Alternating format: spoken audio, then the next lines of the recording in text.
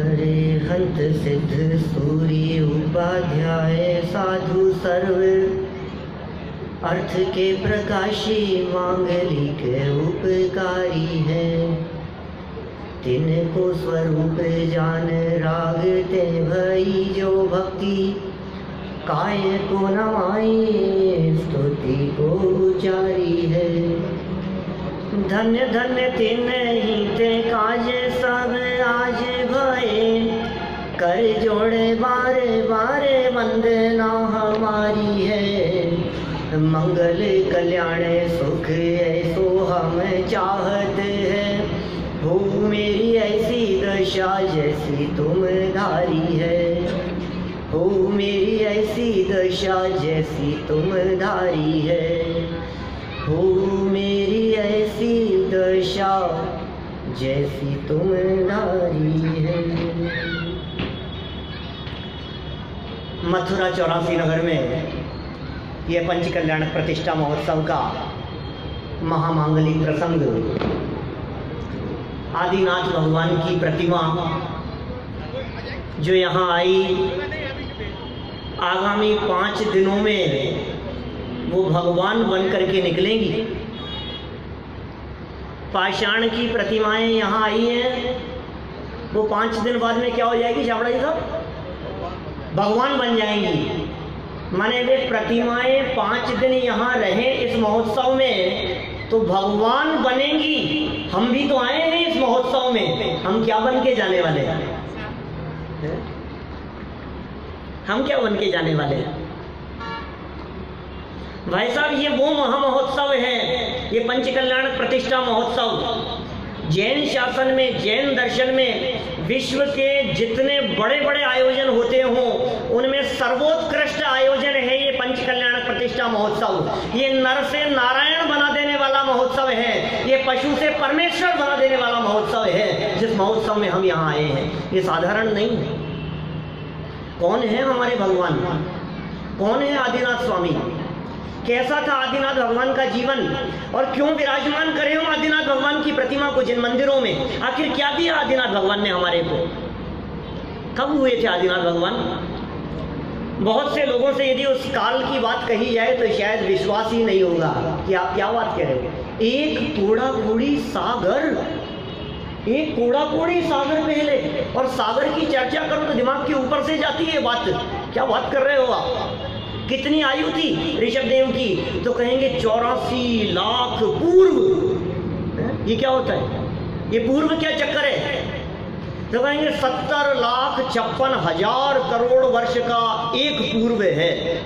एक पूर्व नहीं सेठी साहब, 84 लाख पूर्व।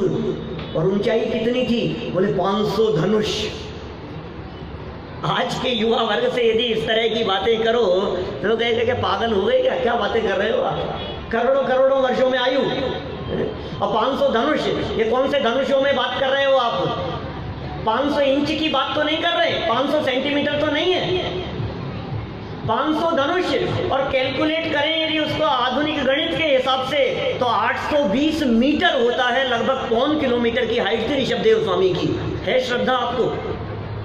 जिनकी प्रतिमा हम यहाँ विराजमान करने वाले हैं, जो भगवान बनकर के यहाँ से निकलने वाले हैं, पंचम काल के अंत तक जिन्हें अर्घ समर्पित किया जाएगा, जो हमारे आदर्श हैं, उन ऋषभदेव भगवान के स्वरूप की श्रद्धा है थोड़ी सी? मानते हैं कि नहीं आप ऋषभदेव भगवान को? हाँ या ना? मानते हैं ना? ऋषभदेव को तो सब मानते हैं, ऋषभदेव की मानते हैं क्या? हाँ या ना? अब थोड़ी ना जबान खुलेगी किसी की। महावीर स्वामी को तो हम मानते हैं, लेकिन महावीर स्वामी की मानते हैं क्या? ऋषभदेव स्वामी को तो मानते हैं, उनको तो पूजते हैं, लेकिन ऋषभदेव की सुनने का भी कभी प्रयास किया क्या? वे क्या कहते हैं हमारे को? कैसे हैं हमारे भगवान? कभी भगवान की मुद्रा को शांति से देखा है कि भगवान किस प्रकार के हैं? कैसे हैं हमारे भगवान? भगवान का स्वरूप क्या है?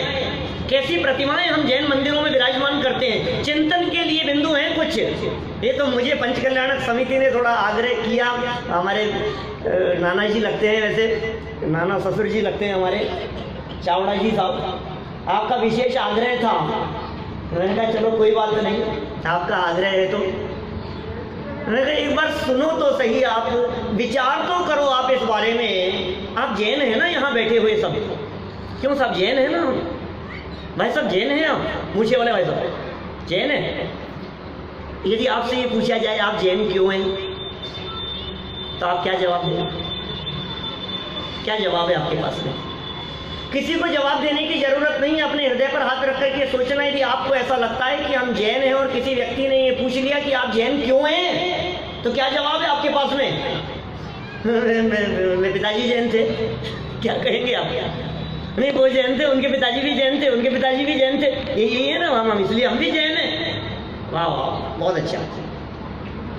कोई सार्थकता नहीं है तुम्हारे जैन होने की। गलती से किसी भी कुल में जन्म ले लेते तो उस कुल वाले हो जाते। तुम्हें गरिमा है कुछ? जैन कौन होते हैं? जैनत्व क्या चीज है? ये जैन शासन क्या है जिसमें हमने जन्म लिया है? भगवान महावीर स्वामी की मानने वाले जैन हैं, आदिनाथ भगवान की मानने वाले जैन होते हैं। जैन किसे कहते हैं? जैनी का क्या स्वरूप है? रात को नहीं खाते, जमीकंद आलू प्याज नहीं खाते, इसका नाम जैन धर्म है। मेरे साथ हो गया था एक बार ऐसा। मैं शिकागो से लौट रहा था, एटलांटा में प्रवचन था, फिर शिकागो से फ्लाइट थी इंडिया आते समय। रास्ते में क्योंकि प्रवचन वगैरह करके लौट रहे थे वहाँ से, हर साल जाते हैं, तो बगल में बैठे हुए एक सज्जन से, बांग्लादेश के थे, संयोग से कुछ हिंदी जानते थे, कुछ हम इंग्लिश जानते थे। हमने उनसे चर्चा शुरू की। हमने कहा भाई साहब कौन से रिलीजन को फॉलो करते हो? बात क्या करेंगे किसी व्यक्ति से, हमारे पास तो यही बात है। हमने कहा आप कौन से रिलीजन को फॉलो करते हो? उन्होंने कुछ जवाब दिया और उन्होंने हमसे पूछा कि आप कौन है, कौन से धर्म को मानते हो? हमने कहा जैन। बोले जैन कौन होते हैं? पहला प्रश्न था। भाई सब सच्ची बात कह रहा हूँ, जनवाणी की गद्दी पे बैठा हुआ, साक्षात जनवाणी वहां विराजमान है सामने। क्या बोले जैन कौन होते हैं? मैं बोले अरे जैन नहीं जानता, क्या बताऊँ इसको? मुझे तुरंत याद आया कि महावीर भगवान का नाम ले लिया मैंने। सर हम तो महावीर भगवान के फॉलोअर्स हैं। हूँ इस महावीर। अब चक्कर पड़ गया। सामने से प्रश्न किया, बोले ये महावीर कौन होते हैं? महावीर कौन है? अब वो महावीर भगवान को भी नहीं जानता था, जैन धर्म को भी नहीं जानता था। भाई साहब जैन बतलाना है उनको, जैन क्या होते हैं? बोलो क्या बतलाऊं बाबू जी, आप बताओ क्या कह दूं मैं उनको कि साहब जैन वो होते हैं जो रात को भोजन नहीं करते, जैन वो होते हैं जो आलू प्याज नहीं खाते। क्या कहूँ आखिर? क्या ये खान पान में सिमट करके रह गया क्या जैन दर्शन? ये जैन आचार है, ये जैन धर्म नहीं है। ये जैनियों का सदाचार है। दिन में भोजन करना जैनियों का सदाचार है। रात्रि भोजन नहीं करना, जमीकंद आलू प्याज नहीं खाना, ये जैनियों का सदाचार है। ये जैन धर्म नहीं है, ये जैन दर्शन नहीं है, ये आदिनाथ भगवान और महावीर भगवान की शिक्षा नहीं है। क्या है जैन धर्म? जैन धर्म क्या है? इतनी बड़ी सभा में सारे लोग जैन बैठे हैं, अपने अपने हृदय पर हाथ रख करके सोचना। आपसे यदि किसी ट्रेन में सफर करते हुए, फ्लाइट में सफर करते हुए, बस में सफर करते हुए किसी व्यक्ति ने पूछ लिया भाई साहब आप जैन हो, ये जैन क्यों होते हैं? सुनो, जैनियों का तो आचार ऐसा होता है, जैनियों का व्यवहार ऐसा होता है, जैनियों का जीवन ऐसा होता है जिसे देख करके बगल में बैठा हुआ व्यक्ति कह दे कि जैन साहब। हम ट्रेन में सफर कर रहे थे शाम को 5, सवा 5 बजे, और हमने अपना टिफिन खोला और टिफिन खोल करके भोजन करने लगे। सामने की सीट पर बैठे हुए एक सज्जन ने कहा जैन साहब आप आज के जमाने में भी दिन में खाना खाते हैं? क्या बोले? जैन साहब। मैंने कहा आपको किसने कहा हम जैन हैं? बोले आपके आचार ने, आपके आचरण ने बतलाया कि आप जैन हैं। आप दिन में भोजन कर रहे हैं, आपके आचरण को देख करके कोई भी व्यक्ति ये कह सकता है कि जैन है। जैन लोग ऐसे होते हैं, जैनियों का जीवन इस प्रकार का होता है। मैं बात जैनियों के जीवन की नहीं कर रहा हूँ, मैं बात तो जैन दर्शन की कर रहा हूँ, मैं बात तो जैन धर्म की कर रहा हूँ। जैन धर्म क्या है? अभी तो हमारी लाइफ में खान पान का ठिकाना नहीं है, हमें कुछ विचार विवेक ही नहीं है जैन कौन होते हैं, क्या होते हैं। और आप तो भरे सड़क पे, चौराहे पर, अन्य लोगों के बीच में, जहाँ लोग कदाचित आपको निमंत्रण पत्र देकर के कहें जैन साहब आपके लिए दिन में भोजन की व्यवस्था है, आप क्या कहते हैं? अपने तो चलता है रात को, अपने तो चलता है। हाँ चल जाएगा हमारे तो। आप क्या कर रहे हो? आप क्या कह रहे हो? आपको अंदाजा है? सारे जैन शासन को डुबोने का काम मत करो। आपसे निभ सकता हो तो निभाओ, नहीं निभ सकता तो मत निभाओ, कोई बात नहीं। श्रद्धा तो करो कि जैन दर्शन है। नहीं साहब आज के ज़माने में क्या बात कर रहे हो आप, कौन सी बातें लेकर के बैठ गए। सुनो, ये जैन दर्शन वस्तु स्वरूप को बतलाता है। ये जैन दर्शन जिसके जीवन में उतरता है वो व्यक्ति कभी दुखी नहीं हो सकता। यहाँ तो हमारे को दुखी दुख नजर आता है। लोग ऐसा कहते हुए कहीं भी मिल जाएंगे, जिसने कीने धर्म उसके क्या उसके फूटे नहीं फूटेंगे। अरे जैन धर्म तो कर्म फोड़ने का ही नाम है क्या? अब आप उसको खोटे अर्थ में क्यों प्रयोग कर रहे हैं? ये ऋषभदेव स्वामी जिनकी हम पूजन कर रहे हैं, जो सिद्धालय में जाकर के विराजमान हो गए हैं, जो भगवान बन गए हैं, इनके कर्म सदा सदा के लिए फूट गए हैं, नष्ट हो गए हैं। ये भगवान है हमारे। कर्मों के रहते हुए कोई भगवान नहीं बन सकता है। ऋषभदेव का जीवन कैसा था? हमारे जैसे थे। हमारे यहाँ जैन दर्शन में भगवान जन्म नहीं लेते। आज तो गर्भ कल्याण का दिवस है ना, प्रतिष्ठा महोत्सव में। कल जन्म लेंगे ना भगवान। क्या होगा जनन जी कल? भगवान का जन्म नहीं, जन्म कल्याण के कल नहीं होगा। मुझे मालूम है आप लोग सोच रहे होंगे कि क्या कह रहे हो आप, कल तो जन्म कल्याण के भाई, कल तो जन्म होगा ना चावड़ा जी, कल जन्म होगा ना। किसका? आदि कुमार का। बालक ऋषभदेव का जन्म होगा, आदिनाथ भगवान का नहीं। हमारे यहाँ जैन परंपरा में भगवान जन्मते नहीं है, भगवान बनते हैं। वे जन्म से भगवान नहीं थे, वे जन्म से हमारे जैसे थे। वे खाते पीते थे, वे नहाते धोते थे, वे खेलते कूदते थे। उन्होंने राजपाट किया था, उन्होंने शादियां की थी। उनके 101 पुत्र थे, 2 पुत्रियां थी। भरत बाहुबली उन्हीं के पुत्र थे। हमारे जैसे ही तो गृहस्थ थे ना। क्या दिया उन्होंने ऋषभदेव स्वामी ने हमारे को, बतलाओ। अरे साहब, आज इस भारतीय संस्कृति को भगवान ऋषभदेव का बहुत बड़ा योगदान है। क्या योगदान है भाई साहब भगवान ऋषभदेव का? 80 मसी कृषि विद्या शिल्प वाणिज्य, भगवान ऋषभदेव स्वामी का योगदान। क्या नहीं दिया उन्होंने इस दुनिया को? खेती करना सिखाया। सच सच बतलाना, भगवान ऋषभदेव ने सिखाया था, राजा ऋषभदेव ने सिखाया था भाई साहब। हम मंदिरों में जो प्रतिमाएं विराजमान करते हैं वे राजा ऋषभदेव की नहीं करते हैं, वे भगवान ऋषभदेव की करते हैं। ध्यान देना क्या कह रहा हूं। हम राजा ऋषभदेव के सेवक नहीं हैं, हम राजा ऋषभदेव के उपासक नहीं हैं। रामचंद्र जी हमारे भगवान हैं, लेकिन हम राजा राम के भक्त नहीं हैं, हम भगवान राम के भक्त हैं। समझ में आ रही है बात? जो आदर्श है वे प्रतिमाएं विराजमान हैं।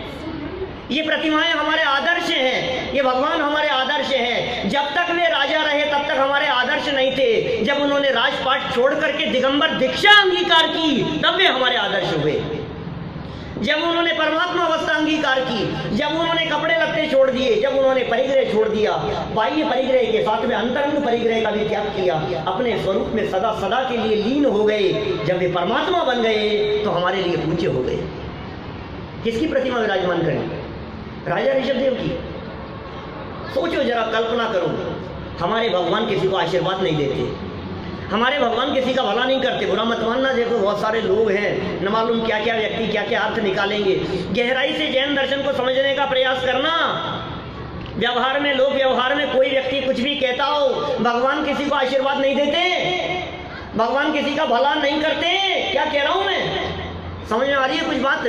अटपटी लगे, हो सकता है कई लोग पहली बार इस बात को सुन रहे हो।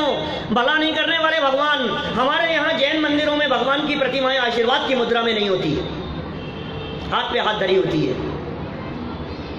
कारण क्या है मुझे नहीं मालूम।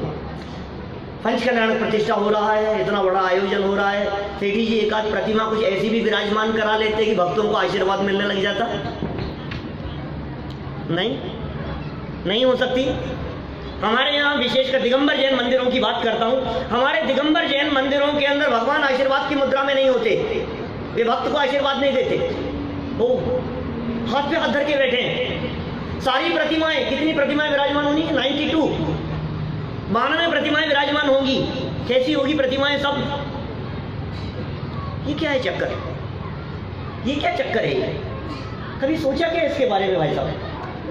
ये जैन मंदिरों में सारे भगवान आप दुनिया के किसी भी मंदिर में चले जाइए, सब देवी देवताओं की, सब भगवानों की प्रतिमाएं आशीर्वाद देते हुए मिलेंगी आपको। ये दिगंबर जैन मंदिर में भगवान की प्रतिमाएं ये हाथ पे हाथ धर करके दिखती है। मुझे चक्कर समझ में नहीं आता, ये आखिर चक्कर क्या है? ये हमारे भगवान ऐसे क्यों बैठे हैं? भक्त बड़ी आशा लगाए हुए आते हैं भगवान के पास में और भगवान आशीर्वाद नहीं दे रहे। कितना अच्छा होता भगवान विराजमान होते, बीच में आदिनाथ भगवान को बिठाते, एक साइड उनकी एक पत्नी को बिठाते, दूसरी साइड दूसरी पत्नी को बिठाते, पूरे परिवार सहित आदिनाथ भगवान विराजमान होते। कि नहीं नहीं नहीं भाई साहब, राज्य अवस्था में हो सकते हैं वो, राजा ऋषभदेव की पत्नियां हो सकती है, भगवान ऋषभदेव की नहीं थी। भगवान में तब बने जब उन्होंने राजपाट छोड़ दिया था। हमारी जैन संस्कृति भोग की नहीं, त्याग की संस्कृति है। हमारे यहाँ भोग विलासिता की चर्चा नहीं है, हमारे यहाँ त्याग की पूजा है, संयम की आराधना है। असंयमी पूज्य नहीं है हमारे यहाँ, संयम अंगीकार करने के बाद में पूज्य है। देखो 10 लक्षण की पूजन में बोलते हैं हम लोग, जिस बिना नहीं जिन राज सीझे, उत्तम संयम धर्म का अर्घ होंगे भगवान। जब तक दीक्षा नहीं ली तब तक अर्घ नहीं चढ़ाया जाएगा। जब तक दीक्षा नहीं हुई उनकी तब तक वे भगवान बनने के योग्य नहीं हुए। 83 लाख पूर्व में जाकर के दीक्षा ली राजा ऋषभदेव स्वामी ने। पूरे जीवन की घटनाएं, 83 लाख पूर्व तक के जीवन की इतनी घटनाएं, जन्म भी हुआ उनका, परण भी हुआ उनका, फेरे भी 7 फेरे खाए होंगे कि नहीं उन्होंने नंदा सुनंदा के साथ में। एक आध फोटो तो लगा लो यार मंदिर में यादगार। हमारे घरों में कौन सा फोटो मिलता है? राग वाला। और जैन मंदिरों में आकर के कौन सा फोटो दिखेगा? वीतरागता वाला। हमारे भगवान वीतरागी है। ये जैन दर्शन वीतरागता का पोषण करने वाला है, देने लेने का काम नहीं है यहाँ कुछ भी। अरे जिन्होंने सब कुछ छोड़ दिया हो तुम उनसे जाकर के मांगने की बात करते हो। अच्छा सुनो मेरी बात, भक्त तुमको कुछ देते तो नहीं है, लेकिन एक गारंटी देता हूँ मैं आपको, जो भगवान महावीर स्वामी और आदिनाथ भगवान के बतलाए हुए सिद्धांतों पर चलता है वो व्यक्ति सुखी हुए बिना नहीं रहता है। तुम भक्तों को कुछ भी नहीं देते हो, लेकिन सच्चे सुख का मार्ग बता देते हो। आप कल्पना करो, ऋषभदेव स्वामी 3 दिन बाद केवल ज्ञान हो जाएगा पंच कल्याण की दृष्टि से, उनकी दिव्य ध्वनि खिरने लगेगी, उनका उपदेश होगा। हम उस काल की कल्पना करते हैं जिस काल में ऋषभदेव स्वामी को केवल ज्ञान की प्राप्ति हुई थी, जब उनका समूह शरण लगा हुआ था। कितने समय तक उपदेश हुआ उनका? धर्मेंद्र जी शास्त्री बैठे हमारे कोटा के, कितने समय तक उपदेश हुआ उनका? 1 लाख पूर्व में 1000 वर्ष कम, जिनेंद्र जी शास्त्री जी बराबर। 84 लाख पूर्व की आयु थी, 83 लाख पूर्व की आयु में उन्होंने दीक्षा ली। जिस दिन जन्म हुआ उस दिन दीक्षा। और मैं तो इस प्रसंग को भी देखता हूं तो आश्चर्यचकित रह जाता हूं, यार क्या मनाने का तरीका है। बर्थडे जब दीक्षा ली थी, यहाँ तो चर्चाएं चलेगी, आगे चलनी भी चाहिए। जन्म कब हुआ ऋषभदेव स्वामी का? कल कौन सी तिथि होगी? कल तिथि कौन सी है? कौन सी तिथि है कल? कार्तिक शुक्ल है। कार्तिक शुक्ल है, मतलब कार्तिक शुक्ल में करा दोगे आप ऋषभदेव का जन्म। चैत्र कृष्ण नवमी का दिन है कल। क्या? अरे आप थोड़ी भाव भाषण तो करो कि आप कहाँ बैठे हुए हो। आप अयोध्या नगरी में बैठे हुए हैं भाई साहब। ये मथुरा नहीं है, ये अयोध्या नगरी है। ये ऋषभदेव का दरबार लगेगा यहाँ कल। हम सब अयोध्यावासी होंगे। आप थोड़े भाव बनाइए थोड़े से, हम कहाँ बैठे हुए हैं, हम किन की नगरी में बैठे हुए हैं। और ऋषभदेव स्वामी का जब उपदेश होगा, हम उस उपदेश में बैठे हुए हैं सामने। और ऋषभदेव स्वामी क्या उपदेश देंगे बताओ? ये उपदेश देंगे, आओ बेटा मेरे पास आओ, मैं थोड़ा बिजनेस बढ़ाने के लिए मंत्र बताता हूँ, इस मंत्र का तुम पालन करना, तुम्हारा बिजनेस खूब बढ़ेगा, खूब सुखी होंगे तुम। आओ, मेरा आशीर्वाद तुम्हारे साथ है, तुम्हारा धन बढ़े, तुम्हारे संपत्ति बढ़े, और खूब राग रंग में तुम उलझे रहो, फंसे रहो। और फिर उसके बाद में क्या होगा? जब मरण हो जाएगा तो नरक में जाकर के डंडे खाना फिर खूब। क्यों? ऐसे यही उपदेश देंगे वो? क्या उपदेश दिया होगा? एक बार गंभीरता से विचार करना। ऋषभदेव भगवान जब साक्षात विराजमान थे समोप शरण में, उन्होंने क्या उपदेश दिया होगा? महावीर भगवान जब इस धरातल पर विराजमान थे, उन्होंने क्या उपदेश दिया होगा? यही उपदेश दिया होगा ना, भोगों में सुख नहीं है, विषयों में सुख नहीं है। किस अंधी दौड़ में दौड़े चले जा रहे हो भैया? जहां तुम दौड़ रहे हो, कितना भी दौड़ लेना, इस दौड़ से सुख मिलने वाला नहीं है रंच मात्र भी। दौड़ लो आप, दौड़े जा रहा है, दौड़े जा रहा है, दौड़े जा रहा है व्यक्ति, भागे जा रहा है। अब कहाँ जाना है उससे पूछो, पता नहीं चल रही है साहब। कितना चाहिए आपको? करोड़, 2 करोड़, 100 करोड़, 50, कितना चाहिए बतलाओ तो सही। एक लिमिट तो हो हमारी दौड़ने की। ये चाय कभी नहीं मिटती है भाई साहब। ये धन कमा कमा करके कोई व्यक्ति सुखी नहीं होते। सुनो, यदि धन कमा कमा करके सुखी होने का मार्ग मिल रहा होता तो फिर संयम की जरूरत नहीं होती, फिर मोक्ष का मार्ग बंद हो जाता, फिर दीक्षा की जरूरत नहीं होती। इसका मतलब सुख का मार्ग कमा कमा करके नहीं मिलता है, छोड़कर, त्याग कर और अपने स्वरूप को पहचान कर मिलता है। सुखी होने का मार्ग कहाँ मिलेगा? कैसे सुखी हुए? हम तो सुखी होने के नाम पर न मालूम क्या क्या किए जा रहे हैं। है क्या सुख? बतलाओ इनमें। अरे इस राजपाट और संपत्ति में सुख है भी कि नहीं? मैं एक पौराणिक घटना की तरफ आपका ध्यान आकर्षित करना चाहता हूं। आपको पता है रामचंद्र जी के पिता दशरथ राजा थे ना। महाराजा दशरथ का जब राज्याभिषेक हुआ, जब उन्हें राजा बनाया गया, उस समय महाराजा दशरथ की उम्र कितनी थी? बोलो, किसी को पता हो तो बतलाओ सभा में। रामचंद्र जी को तो सब जानते हैं, रामचंद्र जी के फादर की बात कर रहा हूं। दशरथ जिस समय राजा बने, उनका राज्याभिषेक, राज तिलक किया गया, उस समय दशरथ की उम्र कितनी थी? नहीं मालूम किसी को? बोलो। 8 वर्ष? नहीं।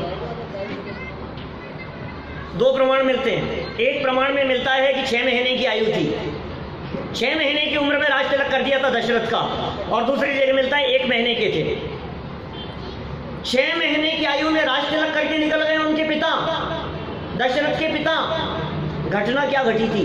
सुनो, दशरथ के पिता, उन्हें जब दीक्षा लेने का भाव आया, जब वैराग्य भाव जागृत हुआ, राजा थे वे, उनके मन में ये विचार आया कि मैं दीक्षा लेने जा रहा हूं, तो अपने बड़े बेटे को बुलाया। बड़े बेटे का नाम था अनंतरथ, दशरथ के बड़े भाई अनंतरथ थे। उन्होंने अपने बड़े बेटे को बुलाया, अनंतरथ को बुलाया, और अनंतरथ को बुला करके कहा कि बेटा, हमारा दीक्षा लेने का भाव है, वैराग्य भाव जागृत हो रहा है, हम मुनि दीक्षा अंगीकार करने के लिए जा रहे हैं, और ये राजपाट का सारा भार तुम संभालो, हम तुम्हारा राज्याभिषेक करने की घोषणा कर रहे हैं। किसने किससे कहा? किसने किससे कहा भैया?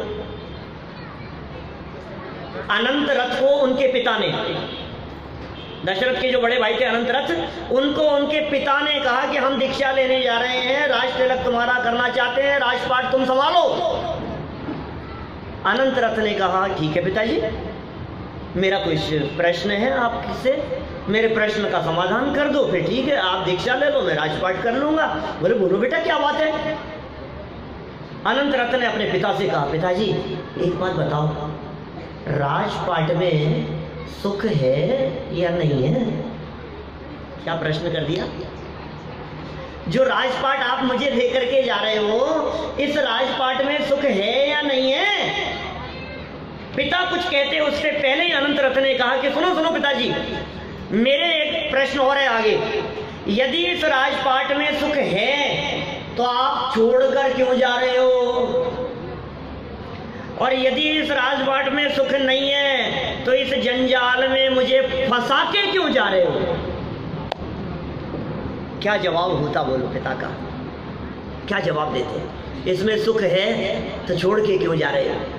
और यदि इसमें सुख नहीं है तो मुझे राज तिलक करके फंसा के क्यों जा रहे हो? समझ में नहीं आया पिता क्या जवाब देते? बेटा सच्चाई तो यही है कि इस राजपाट में सुख और शांति तो नहीं है। मुनिव्रत अंगीकार करेंगे, दीक्षा लेंगे, शांति तो वही है। शांति तो जंगल में मिलेगी, शांति तो घर छोड़ने पर, राजपाट छोड़ने पर मिलेगी। बस बस पिताजी, मुझे और कुछ नहीं सुनना है। जिस निर्णय पर पहुंचने में आपने अपने जीवन के 50 साल लगाए हैं, उस निर्णय पर पहुंचने में मैं अपनी लाइफ के 5 मिनट भी बर्बाद नहीं करना चाहता। खत्म, मैं आपके साथ में दीक्षा लूंगा। ओ, परिस्थिति बदल गई, क्या करें बोलो? अब क्या होगा राजपाट का? अब कौन संभालेगा इसे?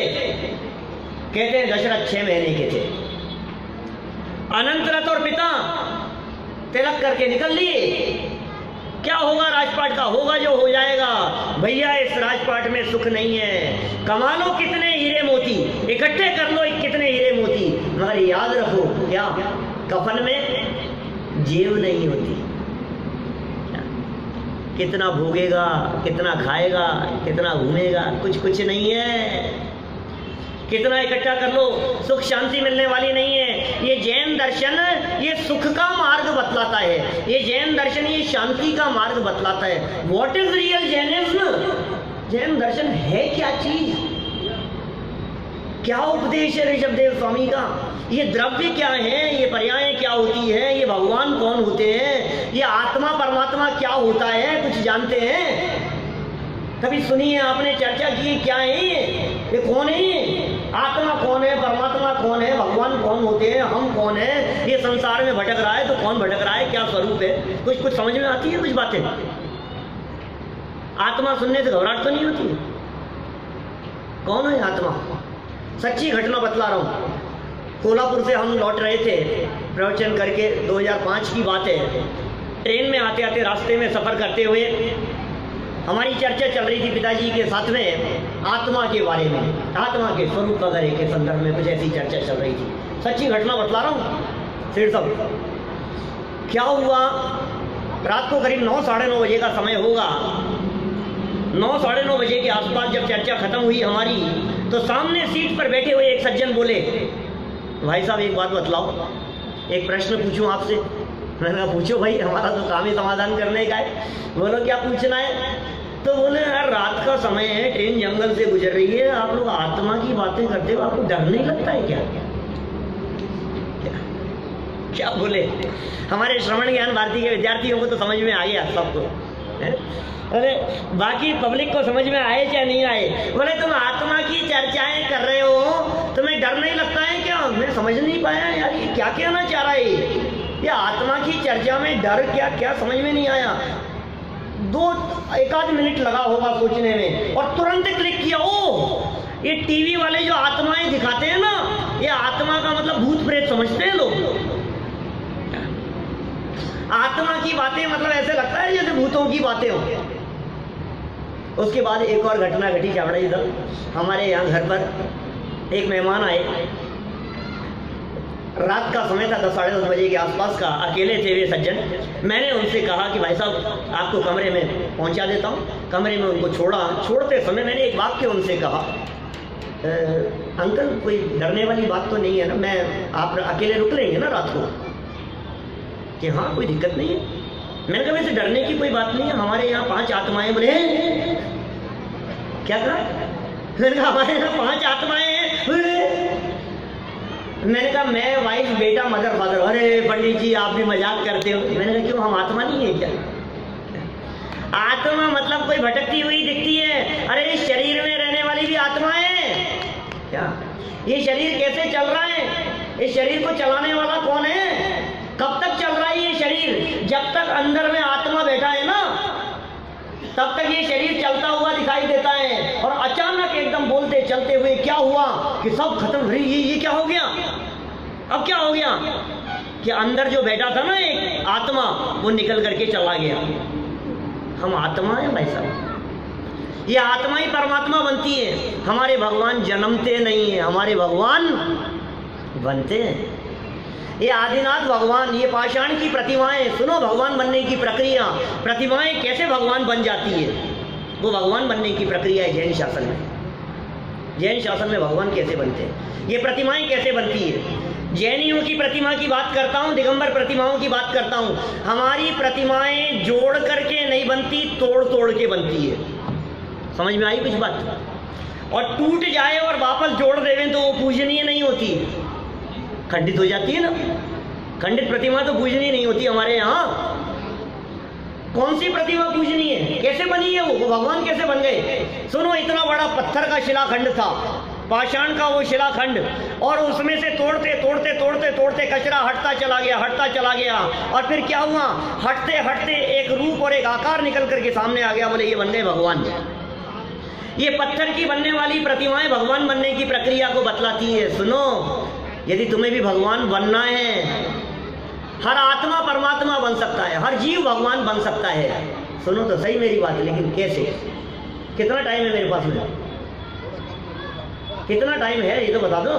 है 2-4 मिनट?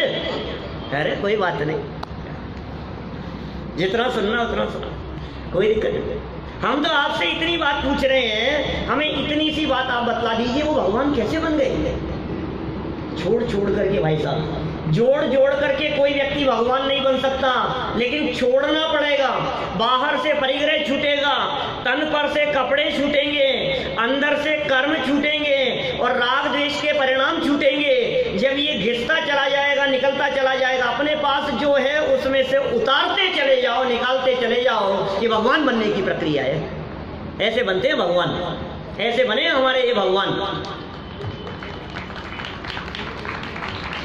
क्या है ये जैन दर्शन? क्या बातें हैं भाई साहब। गहराई से विचार, चिंतन और मंथन की अपेक्षा रखता है। हर आदमी सुखी होना चाहता है, हर व्यक्ति सुखी होना चाहता है और सुख के लिए भाग रहा है और इकट्ठे कर रहा है। मैं आपसे पूछता हूँ, चलो छोटे से प्रश्न, 1-2 छोटे प्रश्न। मुझे ये बतलाइए, सुखी होने के लिए कितना पैसा इकट्ठा किया जाए कि सुखी हो जाए? कितना चाहिए होता है जिससे सुखी हो जाए?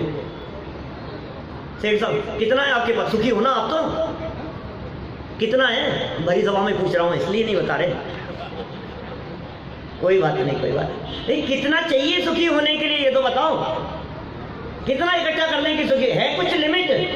सुनो, कितने भी इकट्ठा कर लो। और गजब की बात कहता हूँ, आपने कह दिया था 5 करोड़, सुखी हो जाएंगे? 5 करोड़ मिल जाए तो भैया हो जाएंगे ना सुखी? क्यों साहब? 25 करोड़ में तो हो जाएंगे। कितना इकट्ठा करें कि हो जाए? सुनो मेरी बात, जिसके लिए भागे जा रहा है ना, और जवान बेटे की मौत हो जाए, बोलो 20 साल का बेटा मर गया, अब कितने रत्नों के अंदर झुलाया जाए तुम्हारे को भी सुखी हो जाओ? 20 साल का जवान बेटा मर गया, अब तुम्हें रत्नों के पलड़े में झुलाएं सुखी होने के लिए, करोड़ों अरबों की संपदा तुम्हारे को दे दे, बोलो सुखी करने के लिए क्या करें? कौन सी मिठाई बनाए कि सुखी हो जाए? डोसे बनाए, बाटी दाल बना के खिलाएं, कौन सी मूवी दिखाएं, कौन सा जोक चुटकुला सुनाए उसको कि सुखी हो जाए? सुनो भैया, ये सुख का रास्ता अलग प्रकार का है, ये जोड़ के सुखी नहीं हुआ जाता है। ये संदेश दिया है हमारे भगवान ने, ये वीतरागता का संदेश दिया है। ये जैन दर्शन ये वीतरागता का मार्ग है, ये राग छोड़ने का मार्ग है, ये वैराग्य का मार्ग है, ये संयम का मार्ग है। सुखी होने के लिए सुख पावे संतोषी प्राणी, संतोषी प्राणी सुखी होता है। ये मार्ग है जैन दर्शन का, वेद विज्ञान का मार्ग है, संयम का मार्ग है, अकर्तावाद का मार्ग है। कोई द्रव्य किसी द्रव्य का कर्ता करता नहीं है। वेद विज्ञान की चर्चाएं, अकर्तावाद की चर्चाएं, शरीर में रहते हुए शरीर से भिन्न आत्म तत्व को पहचान लेने का नाम सच में जैन दर्शन है। तो मार्ग शुरू होता है मोक्ष मार्ग। भगवान के बताए हुए मार्ग पर चलने वाले सच्चे जैनी होते हैं। कौन होते हैं? जैन। नाम के पीछे जैन लगे होने वाले जैन नहीं है। खत्म करता हूं बात। नाम के पीछे जैन लगा हो, वो नाम के जैन है। जिनके नाम के साथ में जैन जुड़ा है ना, वो नाम के जैन है। कुछ काम के जैन दिखते हैं और कुछ भाव से जैन होते हैं। जिन्होंने रात्रि भोजन आदि छोड़ दिया हो, वे कुछ काम के जैन दिखते हैं, और भाव से जैन हमारे चारों गतियों में होते हैं। जिनेंद्र जी पूछ लेना, आपके शास्त्री जी विराजमान है यहाँ। नरक का नारकी भी सम्यक दृष्टि जैन है, और तिरंज गति का वो शेर भी, जिसे 2 चारण नृत्यधारी मुनिराज उपदेश दे रहे थे, वो भी जैन है। जैन ही कोई संप्रदाय का नाम नहीं है। जो भगवान के बताए हुए मार्ग पर चले वो जैन है। जिनेंद्र भगवान का जो भक्त है वो जैन है। आदिनाथ भगवान और महावीर भगवान का जो भक्त है, जो उनके बताए हुए मार्ग पर चलता है, वो जैन है। कौन होते हैं जैन? जो जैन सिद्धांतों को माने वो जैन है। अब अपने हृदय पर हाथ रख करके सोचना, जैन सिद्धांतों को मानते हो तो जैन कहलाने के अधिकारी हो, और जैन सिद्धांतों को नहीं मानते हो तो नाम के पीछे भले ही जैन लगा हो, लेकिन सच में जिनवाणी ये कह रही है कि आप जैन नहीं। ये हमारे भगवान, ये पाषाण की प्रतिमाएं, पंचकल्याण प्रतिष्ठा महोत्सव, ये अद्भुत आयोजन यहाँ चल रहा है। भगवान बन करके वे निकलेंगे। पाषाण की प्रतिमाएं तो भगवान बनेगी, लेकिन मेरा आपसे ये कहना है कि हम भी कुछ न कुछ 5 दिन में यहाँ से बन करके जाएं, कुछ न कुछ यहाँ से लेकर के जाएं। आदिनाथ भगवान को तो नहीं ले जा पाएंगे, लेकिन आदिनाथ भगवान की कुछ शिक्षाओं को अपने हृदय में धारण करके यदि हम ले जा पाएं तो हमारा जीवन सफल और सार्थक हो जाएगा। हम सभी का जीवन सफल सार्थक हो, इसी भावना से बात को यही